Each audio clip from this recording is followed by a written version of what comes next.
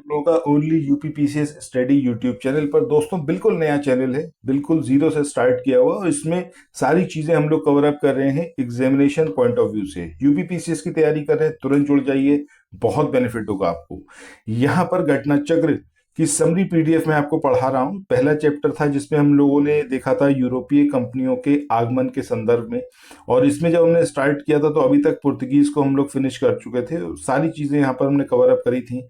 इसके बाद ब्रिटिश को हमने देख लिया था। इसी क्रम में आज आगे बढ़ेंगे और डच और फ्रांसीसियों को देखने वाले हैं। ये घटना चक्र की जो ओरिजिनल बुक है उसका समराइज्ड वर्जन है, उसके चैप्टर नोट्स और जितने एमसीक्यू हैं उन सब के डिस्क्रिप्शन इसके अंदर इंक्लूडेड है, और बहुत ही समराइज तरीके से जैसे जैसे आप देखते जाओगे आपको समझ आता जाएगा। ठीक है, अगर आप में से कोई भी इस बुक का डेमो फाइल देखना चाहता हो तो वो 9027281376 इस नंबर पर व्हाट्सएप मैसेज कर सकता है और बाकी डिटेलिंग ले सकता है। ठीक है, चलो शुरू करते हैं आज के अपने सेशन को। बात करते हैं डचों की।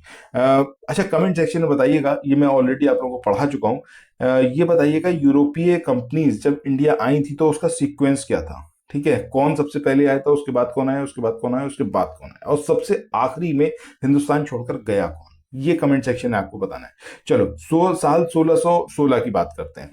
सूरत में डचों ने अपनी पहली फैक्ट्री स्टेब्लिश की। कब करी? 1616 में। भैया क्रोनोलॉजिकली अरेंज करना इट्स वेरी टिपिकल, क्योंकि अगर आपको नहीं पता होगा कि कौन से साल में क्या इवेंट हुआ था, आप कैसे अरेंज करोगे। इसीलिए यहाँ पर एकदम सिस्टमेटिक तरीके से हर एक चीज को रखा गया ईयर वाइज पूरी मॉडर्न इंडियन हिस्ट्री में। ये बड़ा इंपॉर्टेंट है। ठीक है, एक दो क्वेश्चन तो आपको मिलता ही है। साल 1627 की बात करें, डचों ने बंगाल में अपनी पहली फैक्ट्री पीपली में स्टेब्लिश की। सो हिंदुस्तान में जो पहली फैक्ट्री बनाई इन्होंने या फिर स्टेब्लिश की वो सूरत में करी। स्पेसिफिकली जब बंगाल की बात करेंगे तो पीपली में 1627 में इन्होंने अपनी पहली फैक्ट्री स्टेब्लिश की। साल 1653, इसमें ही बंगाल में डचों का व्यापार जो है वो सही ढंग से शुरू हो पाया और इन्होंने चिंसुरा में अपनी कंपनी स्थापित की। तो यहां पर 3 ईयर हमने देखे, साल 1616, साल 1627 और साल 1653। 1653 में चिंसुरा में इन्होंने अपनी स्टेब्लिश की कंपनी, और वहीं पर मतलब 1653 से ही प्रॉपरली इनका जो बिजनेस था वो रन करना स्टार्ट हुआ। 1627 में पीपली में इन्होंने अपनी फैक्ट्री स्टेब्लिश की थी और 1616 में पहली बार सूरत में फैक्ट्री स्टेब्लिश की गई। चिंसुरा में ही ये जो गुस्तावस फोर्ट है, मतलब वहां पर जो किला है डचों का, उसको जो है नाम दिया इन्होंने गुस्तावस फोर्ट, और ये आज भी मौजूद है। ठीक है, तो ये यहां पर आपको याद रखना है कि गुस्तावस फोर्ट एग्जैक्टली है कहाँ, चिंसुरा में है, और किससे इसका रिलेशन है या फिर किसके द्वारा इसको स्टेब्लिश किया गया, बनाया गया, वो है डच। ठीक है, तो डचों के संदर्भ में यही सब है जो आपको एग्जामिनेशन में पूछा जाएगा। आगे बढ़ते हैं, बात करते हैं फ्रांसीसियों की। ठीक है, साल 1668 इन्होंने सूरत में अपनी पहली फैक्ट्री स्टेब्लिश की थी। कब करी थी? 1668 में। कहां पर करी थी? सूरत में। और 1814 में कोच्चि को ब्रिटिश उपनिवेश में शामिल किया गया। पहले ये फ्रांसीसियों के पास था, लेकिन 1814 में ये किसके पास चला गया? ब्रिटिश ईस्ट इंडिया कंपनी के पास। अब यहां पर हम देखते हैं फ्रेंच ईस्ट इंडिया कंपनी के संदर्भ में कुछ इंपॉर्टेंट इंफॉर्मेशन। 1664 में फ्रेंच ईस्ट इंडिया कंपनी की स्थापना हुई और इसको नाम दिया गया कंपनी देस इन देस ओरिएंटलेस, ये इसका नाम था 1664 में। लुई 14 ये उनके मंत्री थे, कॉलबर्ट, इनके द्वारा इसको एस्टेब्लिश किया गया फ्रेंच ईस्ट इंडिया कंपनी को। इस कंपनी का निर्माण राज्य द्वारा हुआ, यानी कि जो फ्रांस की सरकार थी उसके द्वारा इस कंपनी को एस्टेब्लिश किया गया और सारा खर्चा भी राज्य ही इसका उठाता था। 1667 की बात करें, फ्रांसिस कैरो के नेतृत्व में एक अभियान दल हिंदुस्तान आया जिसने 1668 में सूरत में अपने पहले व्यापारिक कारखानों की स्थापना की। यानी कि फ्रांसीसियों का जो पहला अभियान दल आया वो फ्रांसिस कैरो के लीडरशिप में आया 1667 में, और 68 में फाइनली सूरत में इन्होंने अपने पहली फैक्ट्री थी उसको एस्टेब्लिश किया था। इसके बाद नेक्स्ट यहां पर देखें तो मरकरा ने गोलकुंडा के सुल्तान से एक अधिकार पत्र प्राप्त किया और 1669 में मसूलीपट्टनम में फ्रांसीसियों की दूसरी फैक्ट्री एस्टेब्लिश हुई या दूसरी कोठी एस्टेब्लिश हुई। एक इंपॉर्टेंट पर्सनैलिटी फ्रांसीसियों की वो थे आपके डुप्ले।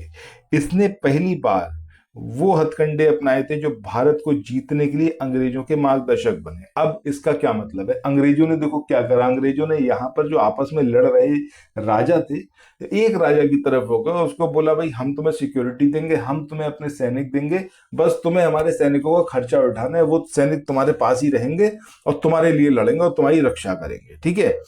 और यहां पर जो आपस में लड़ाई चल रही थी, बोले आओ तुम्हारे बीच में लड़ाई है, हम इसको रिजॉल्व करवाते हैं, आओ बैठो बात करते हैं। ये मतलब यहाँ की जो पॉलिटिक्स थी उसमें इन्वॉल्व होना और उसमें अपने आप को ये शो करना कि चलो अब हम जो है जज हैं, हम तुम लोगों के बीच में सब मसला सॉल्व करवाते हैं। ये पहली बार हुआ जो डुप्ले ने इस पॉलिटिक्स को अपनाया था। बाद में अंग्रेजों ने इसी को अपनाते हुए पूरे हिंदुस्तान पर कब्जा किया और भैया एक अच्छे खासे समय तक जो है दोहन किया, हिंदुस्तान का सारा पैसा लूट के ले गए, एकदम खाली कंगाल बना के चले गए जब सन 47 में ये लोग वापस गए थे, ठीक है। इसने पहली बार यूरोपियन सेना को भारतीय राज दरबारों में भारतीय व्यय पर नियुक्त करवाया। मतलब ये बोला कि हम तुम्हारी जो है रक्षा करेंगे, हमारे सैनिक रख लो, खर्चा तुम उठाओ। मतलब एक तरीके देखो अपना एकदम फ्री हो गए। अब वो सैनिक जब चाहते थे वापस बुला लेते, कोई मना करने वाला तो था नहीं, लेकिन जब तक वो रखने थे आराम से तुम्हारे पास रहते, तुम ही उनका खर्चा उठा रहे थे। तो इससे यहाँ पर जो राजा था उसके ऊपर बोझ भी पड़ गया और वो एक मतलब उसमें आ गया कि अब वो ना तो उस चीज को छोड़ सकता था और कैरी करना उसके लिए मुश्किल होता जा रहा था। तो ये बहुत सही एक टेक्निक थी जो उस समय शायद यहाँ के राजा नहीं समझ पाए। उनको ये लग रहा था कि हमें सुरक्षा मिल रही है, सो उसी का बाद में खामियाजा उठाना पड़ा। चलो आगे बढ़ते हैं। अब यहाँ पर हम बात करते हैं कुछ इंपॉर्टेंट व्यक्तियों की जिनके द्वारा किसे खोजा गया, किस जगह को, उसको देख लेते हैं। वास्को डिगामा जो कि एक पुर्तगाली था और उसने जो है हिंदुस्तान को खोजा। वहीं तस्मान हॉलैंड की बात करें सो इसको डीमेंस लैंड, ठीक है, तस्मानिया या फिर न्यूजीलैंड भी को बोलते हैं। तो ये तस्मान जो था ये हॉलैंड का था और इसने तस्मानिया या फिर न्यूजीलैंड इसको खोजा। कोलंबस स्पेन का निवासी था, अमेरिका को खोजा। कैप्टन कुक ब्रिटिश था और इसने ऑस्ट्रेलिया को खोजा था। सो यहीं पर आज का ये हमारा सेशन एंड होता है। चैप्टर 1 भी यहाँ पर फिनिश हो चुका है जिसमें हमने यूरोपीय कंपनियों के भारत के आगमन के संदर्भ में सारे इंपॉर्टेंट पॉइंट्स देख लिए हैं। अगला चैप्टर ये कल से स्टार्ट होगा जिसमें हम लोग सबसे पहले घटनाक्रम देखेंगे और फिर हम धीरे धीरे इसके अंदर आगे बढ़ेंगे, ठीक है। चलो यहाँ पर एंड करते हैं आज के सेशन को, मिलते हैं नेक्स्ट वीडियो में। Thanks for watching, have a nice day, bye bye.